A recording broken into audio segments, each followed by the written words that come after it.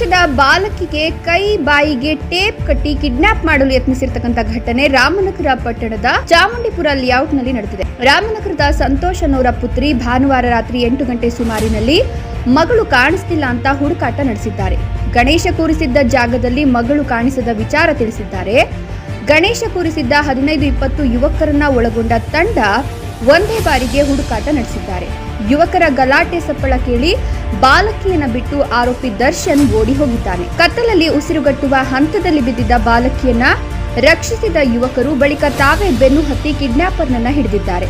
ಸದ್ಯ ಕಿಡ್ನಾಪರ್ ದರ್ಶನ್ ಐಜೂರು ಪೊಲೀಸರ ವಶದಲ್ಲಿದ್ದು ಐಜೂರು ಪೊಲೀಸ್ ಠಾಣೆಯಲ್ಲಿ ಪ್ರಕರಣ ದಾಖಲಾಗಿದೆ.